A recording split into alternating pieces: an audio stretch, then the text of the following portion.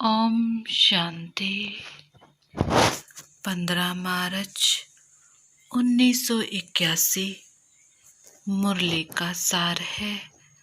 सवदर्शन चक्रधारी तथा चक्रवर्ती ही विश्व कल्याणकारी। आज नॉलेजफुल बाप अपने मास्टर नॉलेजफुल बच्चों को देखकर हर्षित हो रहे हैं। हर एक बच्चा बाप द्वारा मिली हुई नॉलेज में अच्छी तरह से रमन कर रहे हैं। नॉलेजफुल स्टेज अर्थात सारी नॉलेज के हर एक पॉइंट के अनुभवी स्वरूप बनना। फिर बाबा ने पूरे विश्व का दृश्य के बारे में बात की। आज बाप दादा के साथ साथ नॉलेजफुल स्टेज पर स्थित हो जाओ। अनुभव करो कि इतनी शक्तिशाली विशाल बुद्धि की स्टेज है। त्रिकालदर्शी, त्रिनेत्री, दूरादेशी, वर्ड ऑलमाइटी अथॉरिटी, सर्वगुण और प्राप्ति संपन्न खजाने के मालिकपन की कितनी ऊंची स्टेज है। उस ऊंची स्टेज पर बैठकर नीचे देखो। सब प्रकार की आत्माओं को देखो। सबसे पहले अपनी भगत आत्माओं को देखो। क्या दिखाई दे रहा है? हर एक इष्ट देव के अनेक प्रकार की भक्ति करने वाले भिन्न भिन्न प्रकार के भक्तों की लाइनें हैं। अनगिनत भगत हैं। भगत में भी कोई सतो प्रधान, रजो तमो सब नंबरवार हैं। कई तो भावना पूर्वक भक्ति करने वाले हैं। कई भगत बिचारे ढूंढ रहे हैं, भटक रहे हैं। क्या उन्हों की पुकार आप सुन सकते हो? फिर बाबा ने धार्मिक लोगों का जिक्र किया कि आप उन्हें देखो। कितने प्रकार के नाम, वेश और कार्य की विधि है।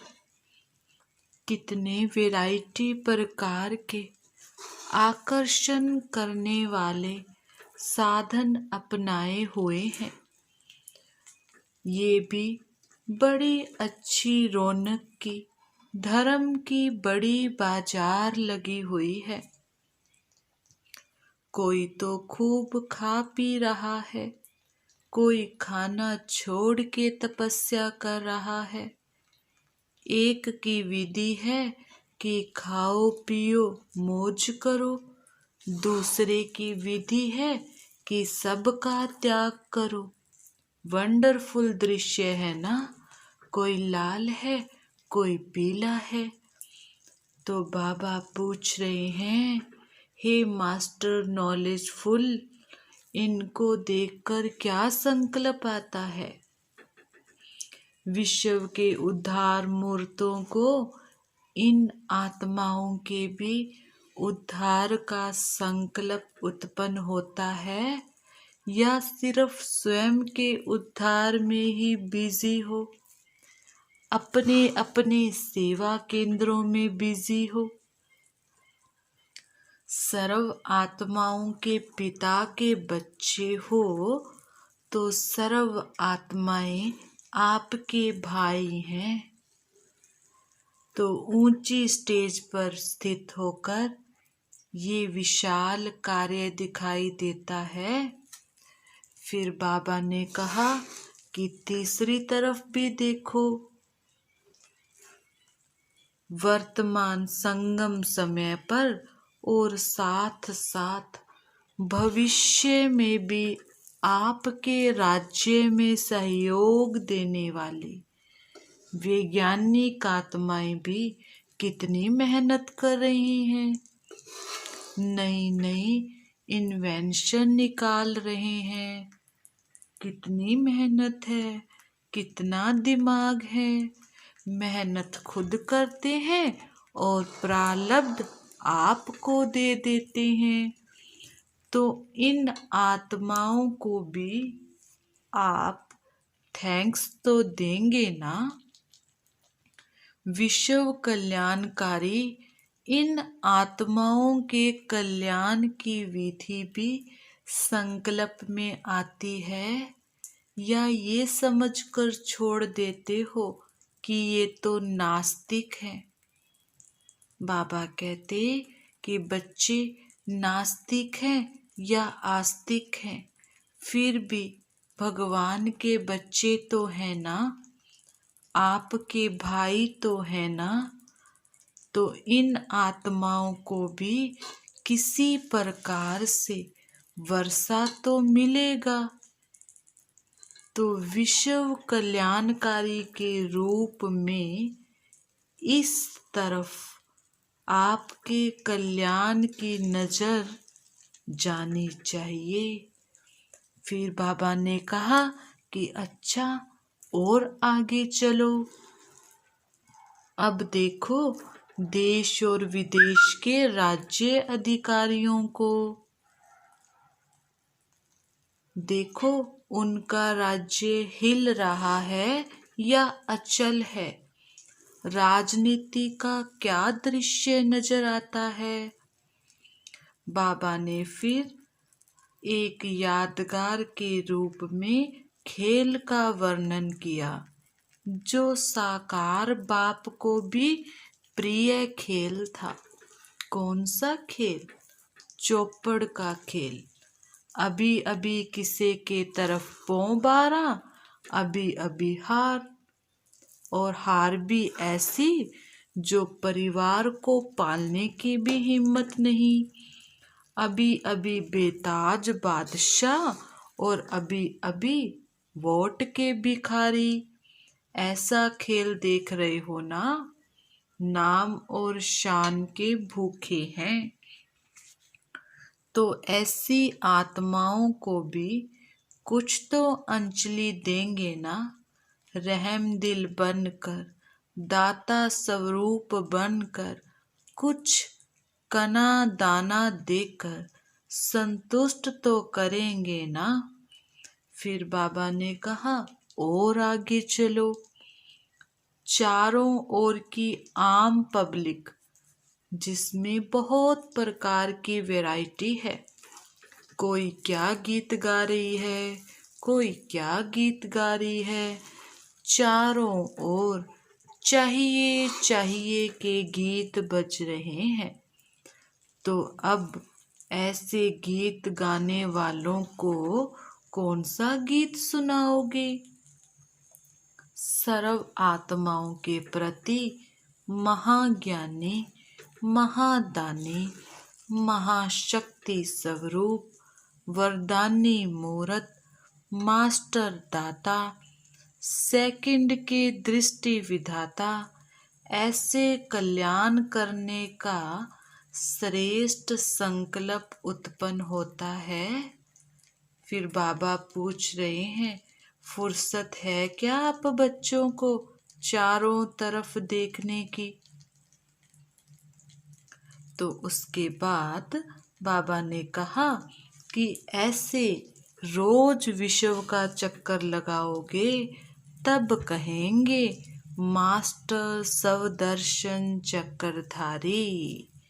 फिर बाबा ने दीदी और दादी जी से मुलाकात की कि बाप दादा आप विशेष निमित्त आत्माओं को देख खुश होते हैं। ये संगम युग की विशेषता है, जो बाप स्वयं बच्चों को देख सकते हैं। यही परंपरा सतयुग में भी चलेगी। वहां भी बाप बच्चों को राज्य तिलक देकर देखेंगे। कलयुग में तो कोई देखता है, कोई नहीं देखता।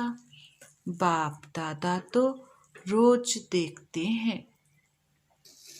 तो बाबा ने आगे कहा कि रोज एक वंडरफुल रास भी देखते हैं बाबा, जो सारे दिन में बच्चे बहुत करते हैं। करते तो सभी हैं, लेकिन विशेष निमित्त ये है ना, तो वो रास है संस्कार मिलाने की रास। वैसे कोई कार्य शुरू करते हैं तो रास मिलाते हैं ना, तो सारा दिन में ये रास कितना समय करते हो? बाप दादा के पास टीवी रेडियो सब है, उसमें कैसी सीन लगती होगी। जब संस्कारों से संस्कार टकराते हैं तो वो सीन भी अच्छी होती है। फिर बाबा कहते कि देखो, बाप दादा के पास सब कुछ ऑटोमेटिकली चलता है। संकल्प किया और इमर्ज हुआ। जैसे आजकल साइंस के साधन भी बहुत सूक्ष्म हो रहे हैं ना, तो बाबा कहते अति छोटा परंतु पावरफुल। बाबा ने कहा कि आप बच्चे भी अगर इन संस्कारों और बातों को विस्तार करेंगे तो बहुत बड़ा देखेंगे। छोटा करेंगे तो बिल्कुल बिंदी लगेगा। फिर भी बच्चों की मेहनत और हिम्मत के ऊपर बाप दादा भी न्यौछावर हो जाते हैं। तो बाबा ने कहा कि देखो, जैसे बाप तीनों कालों को देखते हैं, सिर्फ वर्तमान को नहीं देखते, ऐसे बच्चे कभी कभी सिर्फ वर्तमान देखते हैं, इसीलिए घबरा जाते हैं। तो फिर बाबा ने टीचर्स के साथ बात की। टीचर्स ने आप समान कितनी टीचर्स तैयार की हैं। बड़े तो बड़े, छोटे समान बाप हैं। जब हैंड्स तैयार हो जाएंगे तो सेवा के बिना रह नहीं सकेंगे। तो बाबा ने कहा अभी तो बहुत सेवा पड़ी है, बहुत बहुत बढ़ाते जाओ। बाबा की यही आश है कि एक एक टीचर अनेक अनेक सेंटर संभाले, तब कहेंगे नंबर 1 टीचर। फिर बाबा ने पार्टियों से मुलाकात की कि लौकिक में जब कोई घर जाता है तो घर वालों को खुशी नहीं होती, लेकिन बाप दादा बच्चों को बाहर जाते हुए देखकर खुश होते हैं। क्यों? क्योंकि समझते हैं एक एक सपूत बच्चा सबूत निकालने के लिए जा रहा है। जाते नहीं हो, लेकिन दूसरों को लाने के लिए जाते हो। एक जाएंगे और अनेकों को लाएंगे तो खुशी तो होगी ना। फिर बाबा ने कहा कि अमृत वेले पावरफुल स्टेज रखने का भिन्न भिन्न अनुभव करते रहो।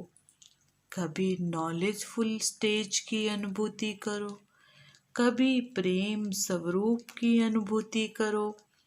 ऐसे भिन्न भिन्न स्टेज के अनुभव में रहने से एक तो अनुभव बढ़ता जाएगा, दूसरा याद में जो आलस्य व थकावट आती है वो भी नहीं आएगी।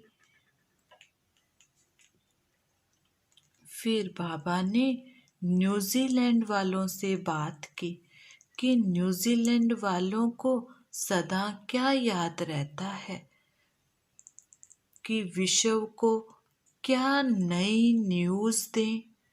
तो न्यूजीलैंड को विश्व में रोज नई न्यूज़ देनी है। तो न्यूजीलैंड क्या बन जाएगा? सारी विश्व के लिए लाइट हाउस बन जाएगा। फिर बाबा ने कहा कि सदा यही स्मृति रहे, हम सब रूहानी सोशल वर्कर हैं, सभी को भटकाने से छुड़ाने वाले हैं। अनेक आत्माएं भटक रही हैं, तो भटकती हुई आत्माओं को देख तरस तो आता है ना। तो बाबा ने कहा रोज नई नई पॉइंट सोचो, ऐसी ऐसी पॉइंट जो जल्दी से परिवर्तन हो जाए। अब भक्तों को भक्ति का फल दिलाओ। अच्छा, ओम शांति।